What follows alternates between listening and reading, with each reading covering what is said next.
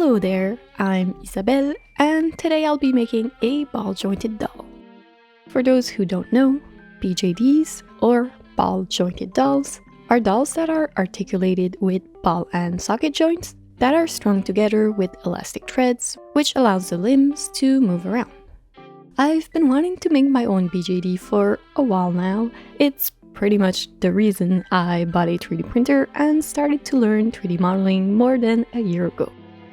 I've been putting it off for a while now, mostly because how do I even sculpt functional joints, you know? I'm an artist, not an engineer. So last summer, I designed this little robot for a tutorial video on how to make 3D printable models from scratch.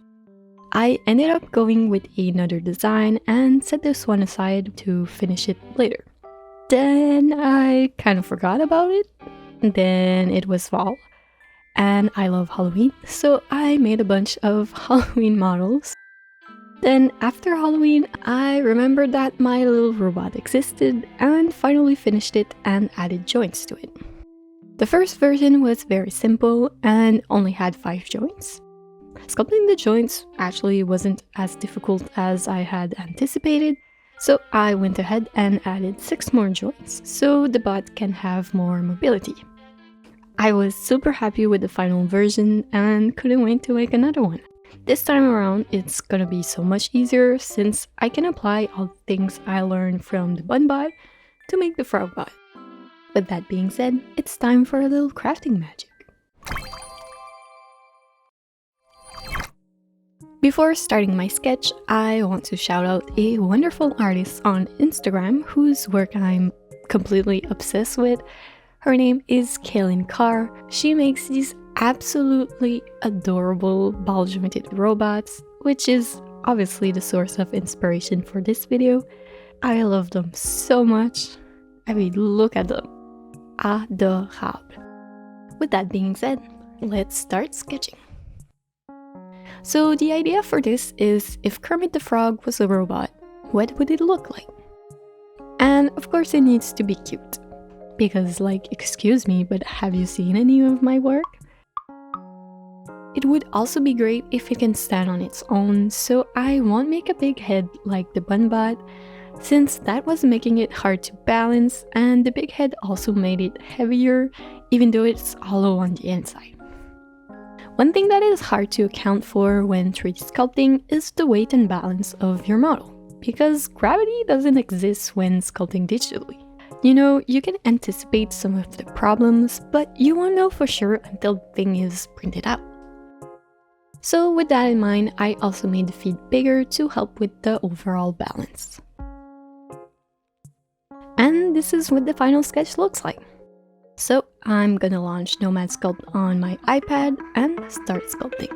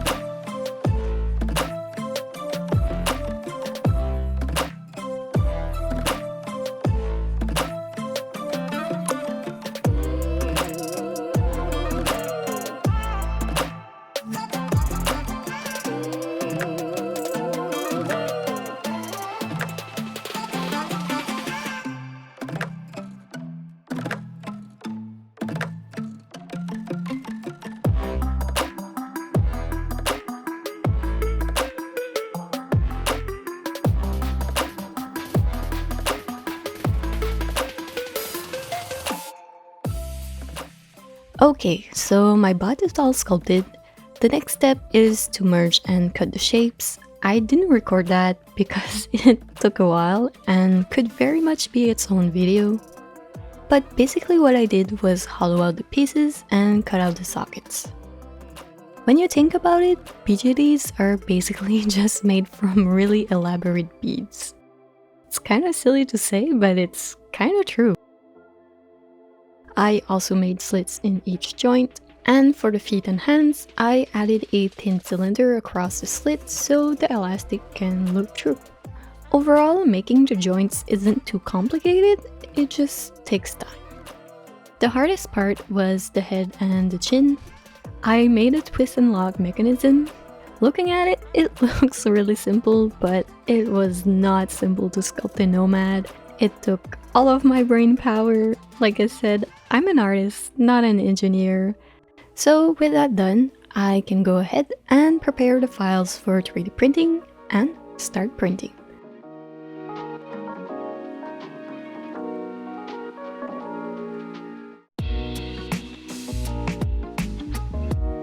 If you're enjoying the video so far, consider giving it a like or subscribing to the channel.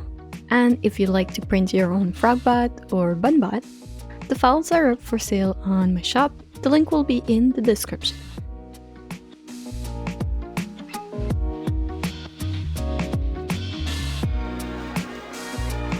Five hours later, the print is done. I had two pieces that failed, one that fell off the support while printing, and another that just didn't print at all. So I had to clean my FEP before reprinting the failed pieces.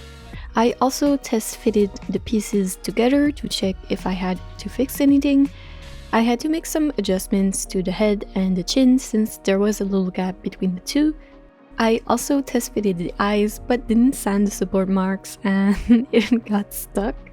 I had to pry it off with an X-Acto, so if you're gonna print yourself a frogbot, only try to fit the eyes after you sanded them. So I reprinted the head, chin, and the other missing pieces, then washed and cured everything under the UV light. Most of the pieces printed really well and they fit together perfectly, so let's start sanding. I'll try to remove as many support marks as I can with these little snips and then sand them off with a rough grit sandpaper. And then I'll go over all the pieces with a finer grit to reduce layer lines and little imperfections. Once I was done sanding, I washed and scrubbed all the pieces with warm soapy water to remove all the dust.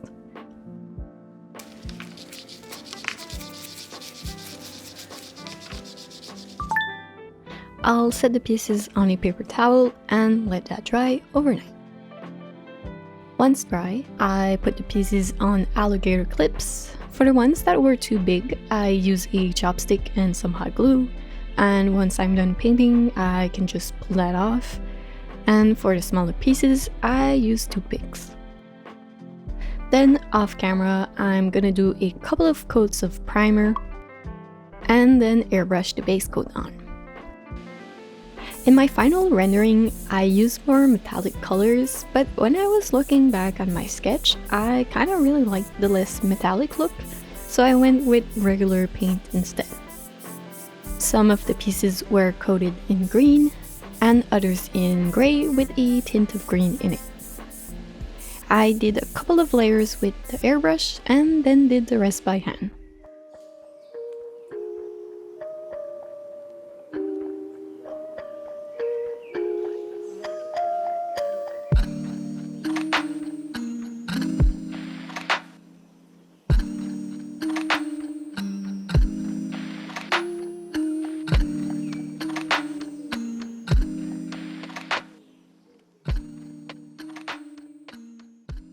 Most of the painting was pretty straightforward, but I really struggled painting those little black lines. There's probably a trick to make them easier to paint. Maybe I could have watered down the paint more? I don't know. If you know a good trick to paint little indents like this, please let me know.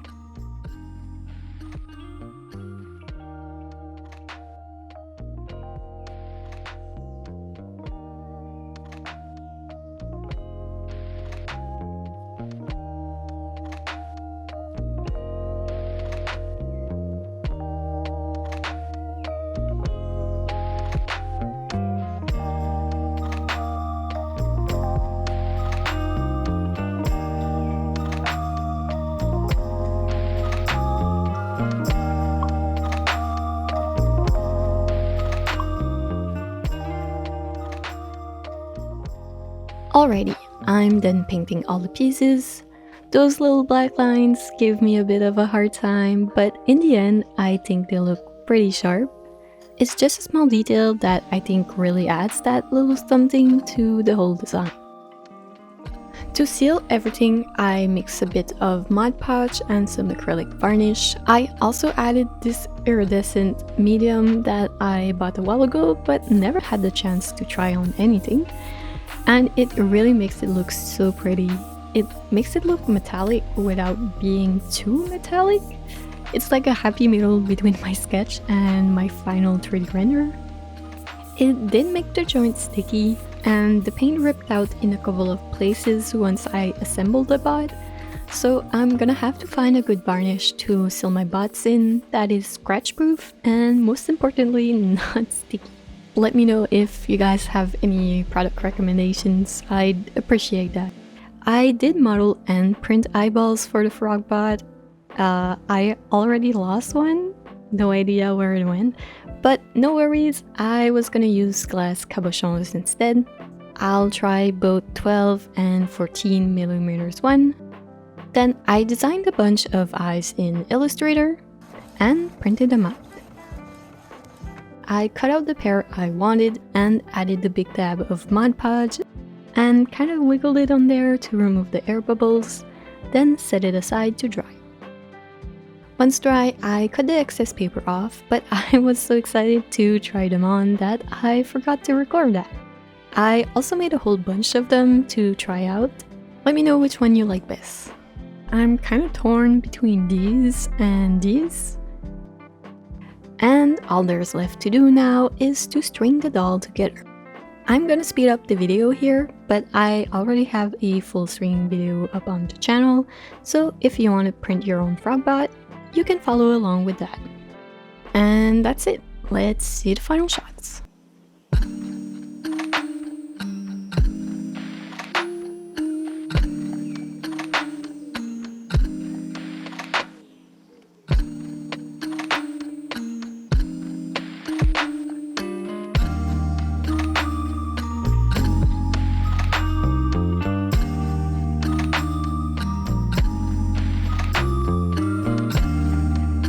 So, what do you think? I'm super happy with how both bots came out. The frog bot is my favorite, it's just so cute. I love him so much, he's such a silly little guy.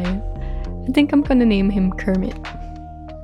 Anyways, thanks for watching, I hope you enjoyed this video, and I'll see you next time.